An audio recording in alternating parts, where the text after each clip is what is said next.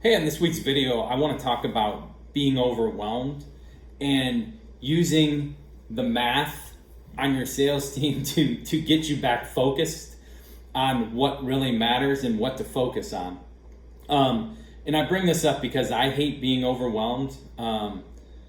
I panic, I break out into a cold sweat, then I think about the 150 things that I have to do, and then I get nothing done, right? Most of the time I have to reset, go take a walk, think about the real things that matter, and then focus on them to get me refocused. As I'm saying that right now, I got Murphy rolling around in the crib, and I'm the only one here, so bear with me if you see me looking over to the right a little bit and I have to run out and go grab her. But I bring this up. I had a coaching call on Tuesday. We had missed our appointment or our coaching session from last week, and I could tell he was a little bit down. And he's telling me this is how much money I've made this year. I made way more as an individual contributor.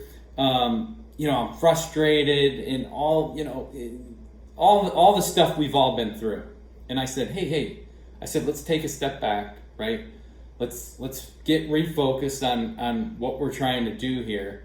And then what I want to do is I want to review the expectations and the math we went over 2 weeks ago to see if those are still true, to get you back to where you need to be, because that's why we redid the interview process and hired new people and are doing this. And he agreed, but I also understood where he was. He's coaching, he's doing one-on-ones, he's hiring, he's interviewing, he's firing, he's selling because he doesn't have a full team.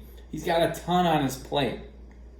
But I said, you're in that spot right now where we got a bunch of things in action and it's easy to get caught in the weeds. But I want to go back to the expectations and the math that we went over 2 weeks ago, because I think it's going to get you reset and more focused on where we need to go.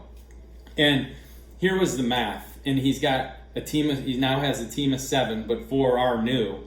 But they need to, and the main metric to me is approach 2.5 people per hour, which he's told me is very doable. That leads to 75 people per week that they're going to see, which is going to lead to 70 pitches, which is then going to lead to 21 objections, which is a metric I love that they track, because if you don't get to the objection, you don't get the sale. And that's going to lead to 7 closed deals. So realistically, it's a 10% close rate. And I said this. I said, 7 times 7, that's 49 deals a week.